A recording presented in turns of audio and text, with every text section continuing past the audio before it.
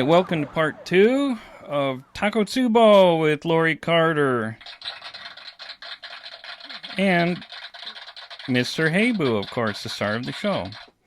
Okay, so in the first part of the episode of the Clavinating EMT, we talked about a condition, an episodic condition. That's what we landed on, yes. Episodic condition called Tako Tsubo. Okay. Now, Lori has experienced this a total of 3 times in the last 12 years. Is that right? Yep. Okay. So we're going to take on where we left off last episode. She'd gone to triage in the ER. Mm-hmm. With the last episode, which was about 9 months ago. 6 months ago. 6 months. It was about 6 months. Oh, that's right. There's 12 months. Okay. So, you go to triage, and you get the troponin test, and it's high troponin. Uh-huh. And so they said, well, it kind of looks like a heart attack. And I explained, no, or maybe I didn't really know either. But just that it's happened before and I don't have blockage.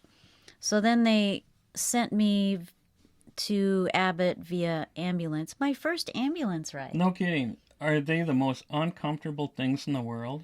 I was on morphine, so... So it was totally you were just dreamy. It was long, though. It's a long drive. No, I worked on one, and it's like... I equate them to the Flintstones car. The suspension, anyhow. I didn't notice.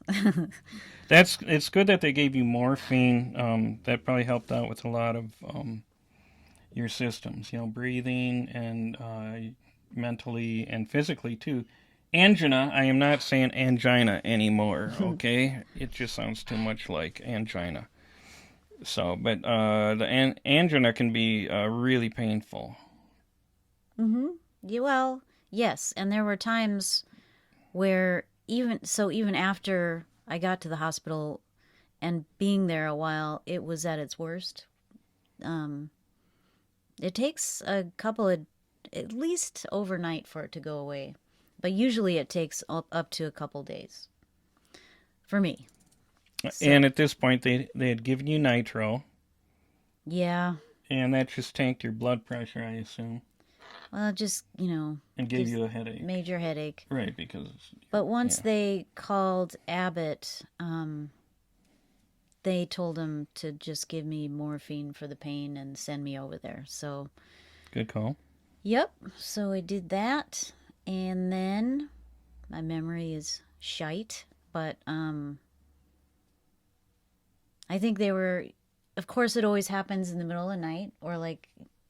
Yeah, I always end up going late because I wait for it to get better or something. So you're talking to a guy that does night shifts. Yeah, right.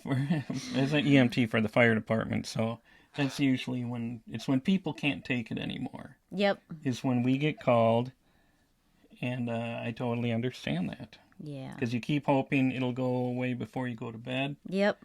And then when it doesn't, then you call us. Yeah, if you just go to bed. I tried that the very first time. I just laid there thinking about how much, worrying about it. Because that first time I had no idea. Why does my chest hurt? And my back and my neck, the whole area. Radiating pain. Radiating, yes. That's what you had. Yep. Right. So they were like, well, okay, we're just going to have to wait for the cardiologist to get here, and then... I had like 3 different ones that I talked to. And then they just said, well, the anesthesiologist for the angiogram was like, oh, this is going to be good. I'm like, what? What? Because they thought there was going to be a big old dissection. Oh, they were excited about finding something. Yeah, something interesting, I guess. I guess they were disappointed because they did not find it. Oh, those poor guys. I know. How selfish of you to not have. I know. Sorry. So it was a boring angiogram, but, it just confirmed. Right. they're ruling out. They're throwing everything against the wall and see what sticks Yeah. medically. Yep. So prior to that, I had been on diltiazem, calcium channel blocker. Till.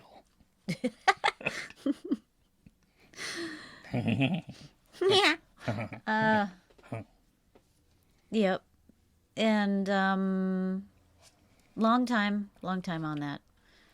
And then, but obviously it wasn't preventing anything. I don't know that any of these drugs prevent it. It's mostly, I think, I gotta be lifestyle changes. Well, yeah, and I did take a little bit of a deep dive after your last episode 6 months ago, Yeah. and it does sound like that. There's no prevention. No. You're kind of at the mercy of. But you're right. It's something you can avoid uh, triggers for it. Not always though. Sometimes you're going to find yourself under emotional or physical stress. Yep. But can you can you mentally? Is there a way to mentally diffuse that? Did they give you any advice on how to avoid this in the future? I guess that's what I'm getting at. When they, well, how about if we just get to the point of where you were actually diagnosed with Tako Tsubo? Well, I think as soon as they saw the MRI, they could see the shape, and then it was easy. Because the doctor had said, yeah, there's a lot more information out there now than there was the first time. Right. So we're pretty confident that it's that, and we're gonna change your medication to a beta blocker, and just take it easy, for a while. Of course, we were about to go, like a month later, we went on this big long European trip. We the band, I guess, we were all worried about that Yeah. because we thought, oh, you're going to be walking a lot. It's going to be stressful, different language, and all this and that. But it sounded like it was almost good for you. It was fine. I struggled at first, I think, because I was still not quite a month out, with my all my luggage and everything. But after not very long, we did a lot of walking, but not running or anything, and Yeah. it And was you do got a hot. lovely husband that probably Yeah. was extremely helpful. Yeah. And then, once because when we were in Belgium, Europe doesn't really have air conditioning unless you stay in a hotel. So, so we actually left the Airbnb and went to a hotel and enjoyed some air conditioning. But then it rained a lot, so it was fine. I did fine. I if it was hot, I just walked slower. Um, and then since then, I've been exercising a ton and doing fine. I mean, I don't know exactly what to do for cardio because I'm interested in improving, because it's probably my cardio health is probably poor because of this, but I don't know. Cardiologists aren't real eager to get into details like personal trainers do. They just want to say, just get your heart rate up for 20 minutes a day. Which, okay. So, anyway, Do you experience any angina? when I exercise, but it goes away as soon as my heart rate comes down. Okay. That doesn't happen when there's an episode, it doesn't go away. So, yeah. Yeah. Any other questions? When you were released from the hospital, what were the parting words from the doctors? What did they must have gave you a big packet of information, right? No. Oh, they didn't? Mm-mm. Okay, they must have gave you some. What was the conversation you had with the doctor who released you? Take these drugs. There was two at that time, actually, carvedilol, but I didn't really like that one. He's a star up there Sorry, in the I know he lights. was yawning. It was really cute. Sorry. I'm listening. This is why I'm not married, by the way. Good luck bringing a girl home to compete with this one. Yeah. Oof. Don't bite that. Anyway, they were just like, don't drink, just walk, just take it easy, for a month or so. And take these drugs, go to your doctor, and then that's pretty much it. Stop. So, do you have limitations? No. Do you feel like you do? If you decided that you wanted to start running 10Ks? Oh, no, okay. They've always said no competitive sports, not to worry. I'm not competitive Okay. or No. athletic. No. So, I'm curious of living with this episodic condition.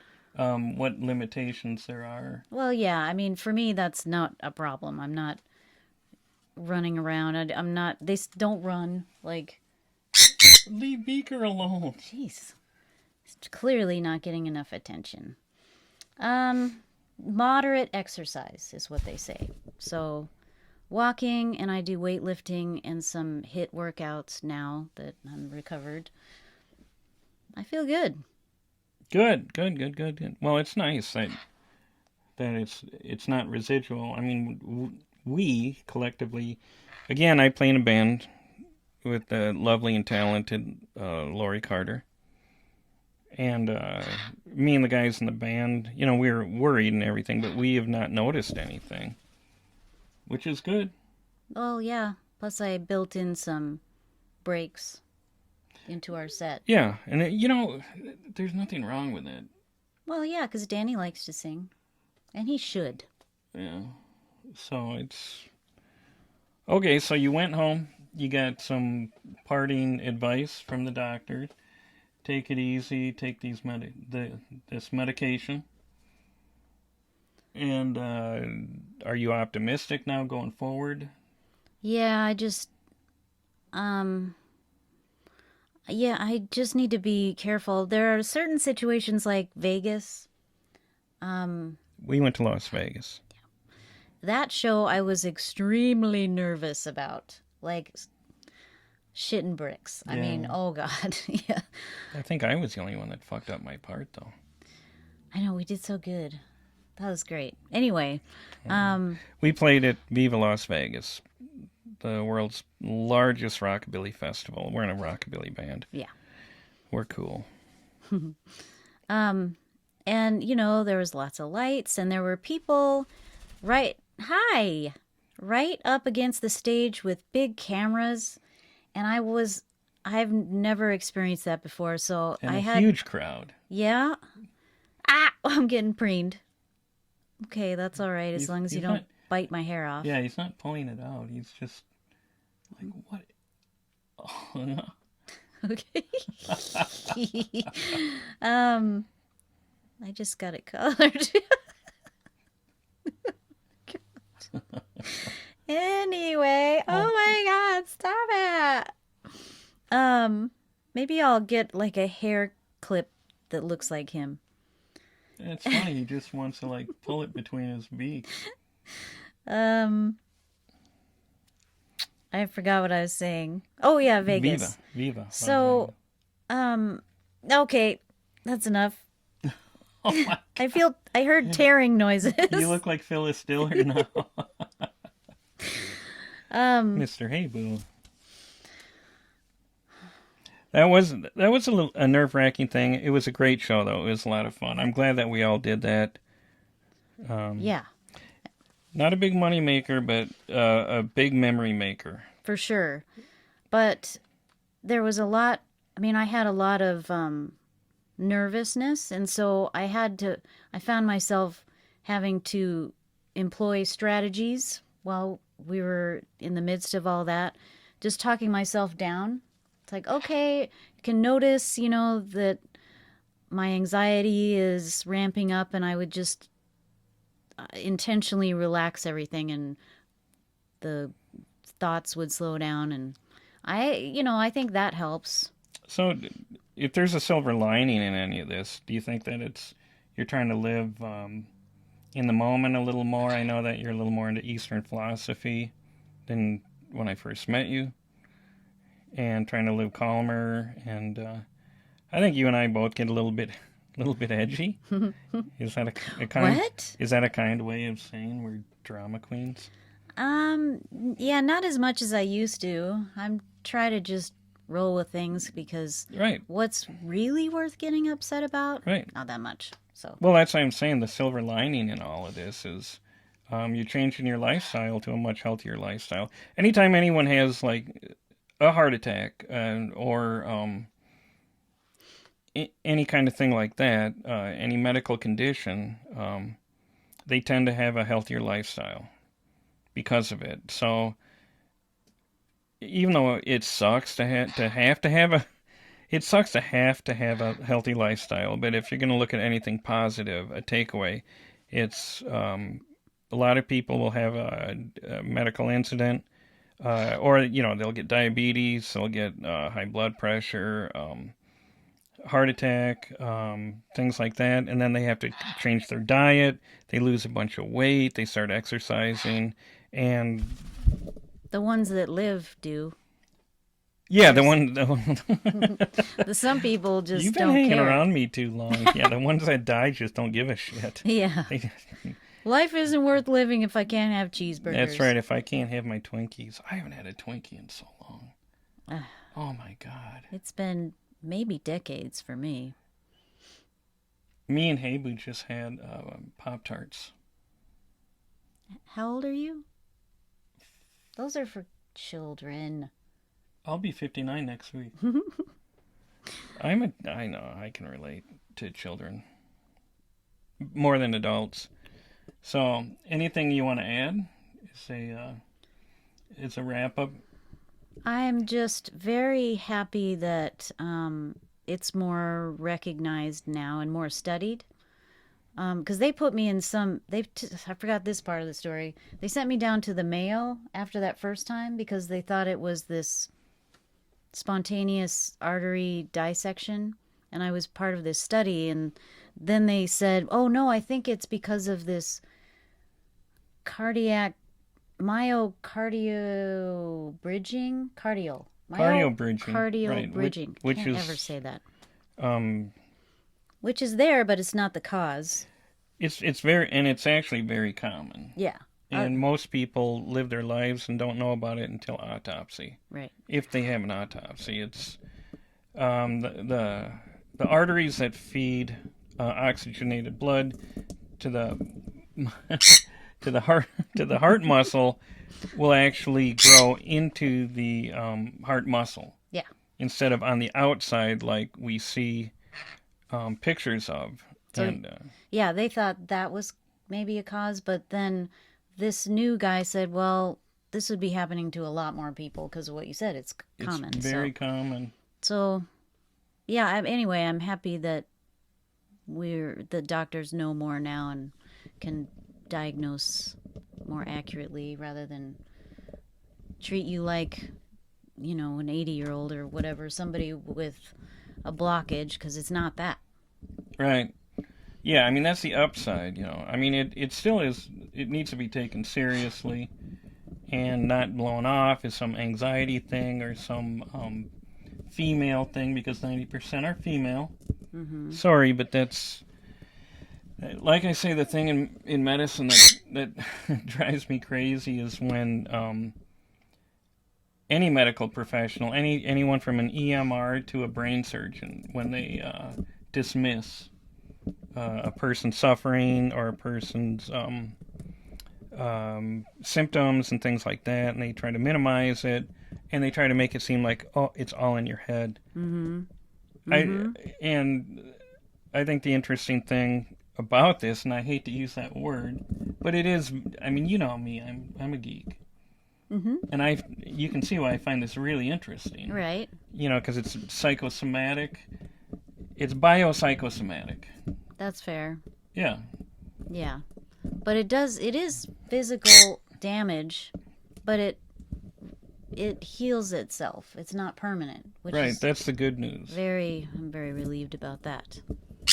Oh, he's not going to be deterred from his mission right there to chew through that Velcro. Okay. All right, so should we wrap it up? I think we've covered it all. Okay, good. Okay, so that's Tako Tsubo we're talking about. And look it up. Do yourself a favor, look it up, do a little research on it. I think we're going to hear a lot more about this condition, this episodic condition. And I think it's really important that more people are made aware of it. I think it's been dismissed for far too long. So I appreciate your time and your honesty about it all. I'm glad that you can talk about it. I mean, it's not like you robbed a bank or anything, but Yeah, or had some really embarrassing and, condition. yeah. No, I appreciate your time though, and talking about it and being open about it because I do. I am going to take it on as what little impact I can have for spreading the word about this condition because I think it's important that medical people start looking at it a little bit more and taking it seriously. I agree. That would be great. So thank you. All right. So another, isn't that nice? I feel special. Excuse me. Hey, Boo. Hey, Boo. Oh, no, he's chewing the mic cord. What's ironic is his name means fart in Japanese. That's right. That's right. Quit it. Will you Yeah. bite me? Yeah. Ah, okay. All right. So this is a Clavinating EMT, and this is the lovely and talented Lori Carter saying, see you next time. Bye.